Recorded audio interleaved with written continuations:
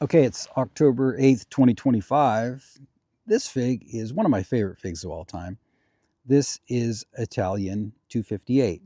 Now, I put it in ground here in the Willamette Valley, my zone 8B, for the potential of a Brava crop. I had some Bravas this year and they were very good. The skin, unfortunately, was very chewy. And I don't know if that's just a function of how it ripens the Brava crop or how it does it in a dry climate, or maybe that I didn't give it enough water. I don't know what the reasoning was. The pulp was wonderful. And it did seem to have, for the size of the tree, it did seem to have a pretty good sized Brava crop. So that was encouraging. But as I've said with late varieties here in the Pacific Northwest, in my zone 8B in the Willamette Valley of Oregon, that you can put them in ground. You might get a few figs off the tree. In this case, I think there were 6 figs on my tree. I think the birds got 2 of them. I didn't do a very good job of bagging them, I might add that. The cucumber beetles got one, and I had one that I just did a flip and it was just spoiled. So out of the 6, basically, this is the spoiled one right here. Looks good, huh? Looks can be deceiving. Ah, flip, you're out of my life. This is the one that's good. And I already tasted it, so I can give you the tasting profile right now without a lot of chewing sounds. I know we don't want to make too many chewing sounds. That's something that I just find somewhat comical. Anyways, the flavor profile on this one is just a delicious, exquisite berry blend. It's got a nice sweetness. It's got a very light seed crunch. It is such an exquisite fig. The problem I'm having with the main crop, just like the Brava crop, is the skin is super chewy.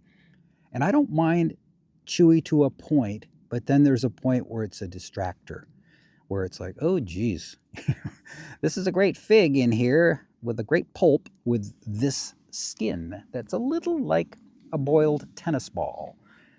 Just, I don't like it when they get super, super chewy. And unfortunately, this one is pretty darn chewy. It's past my chewy threshold.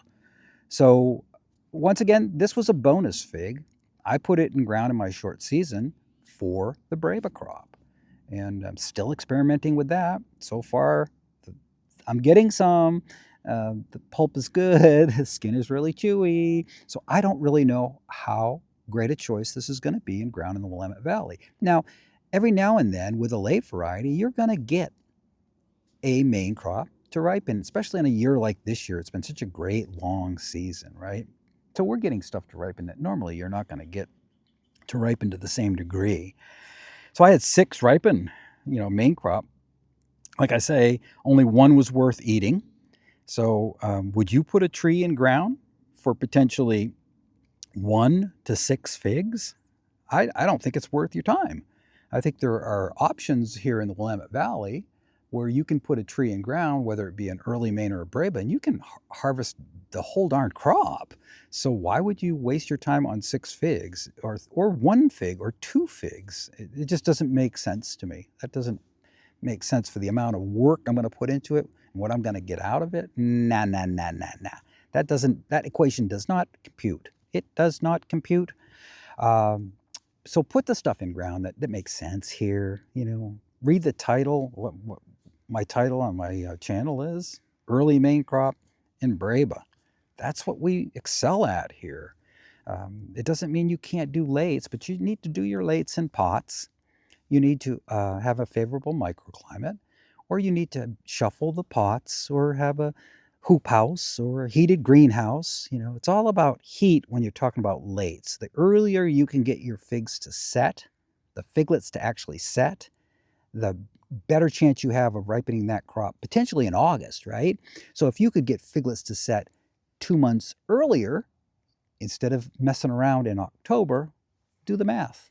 You're in the middle of the summer when it's hot and dry and everything's just incredible as far as being figgy. So that's my take. A little bit of a tangent I got on there, but I don't want people to waste their time putting main crop in ground and thinking they're going to get a big crop out of it. It's not you can't. It's not that you can't. You can get a fig or two. I've never said you can't get a fig or two. I've had White Madeira. 2 years ago, I got two off of my white Madeira main that were in ground, and I put it in ground for Breba, and it's skunking me for Breba, so it's going to have to come out. This year, I've got two ripening in this beautiful long season that we've had, and the bugs have got at them, right? Because this is a hard time of the year. The bugs just come in. The cucumber beetles sure like late September and October. Tough time to ripen figs. So do the right thing, make the right choices, and always, I say always, stay figgy.